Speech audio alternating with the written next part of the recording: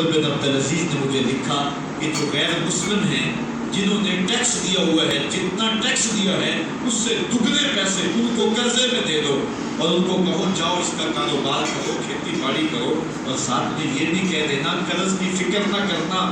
اور زیادہ اس میں پریشان نہ ہونا، جب دے سکو گے دے دینا۔ یہ دور بھی پھر اسلام نے دیکھا اور یہ گھڑیاں بھی دیکھی، جب چتھڑے پہنے ہوئے تھے، جب پہوت لگے لباس پہنے تھے، جب پیٹ میں ڈالنے کے لقمہ بھی نہیں تھا، اللہ کا دین اس وقت بھی غالب تھا، اور جب گلیوں کے اندر ریشم بکھرا ہوا ہوتا تھا کوئی اٹھانے والا نہیں تھا، دین اس وقت بھی غالب تھا۔ دین کا غالب ہونا یا نہ ہونا اس کا تعلق جو ہے وہ مال و دولت سے نہیں ہے۔ اقبال کہتا ہے کہ زوال بندہ مومن کا بے زری سے نہیں، مومن کا زوال بے زری سے نہیں ہے بلکہ اس کا سبب کوئی اور ہے۔ وہ سبب ڈھونڈنا ہے کہ ہم دنیا میں رسوا ہو کے کیوں رہ گئے، ہم زمانے کے سامنے تماشا کیوں بن کے رہ گئے،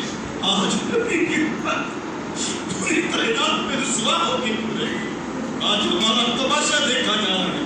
آج بھوکے کتوں کو ہماری پیشگی بیٹوں کے اوپر چھوڑا جا رہا ہے اور اس کا تماشا دیکھا جا رہا ہے۔ کیا ہم نے یہ دن بھی دیکھنے تھے؟ ہم نے سراغ لگانا ہے۔ دولت کی قلت اور کثرت یہ ثانوی چیزیں ہم نے تاریخ میں دیکھا ہے۔ ہم کبھی مالی طور پہ کمزور تھے، رسوا نہیں ہوئے، مال زیادہ ہو گیا رسوا نہیں ہوئے،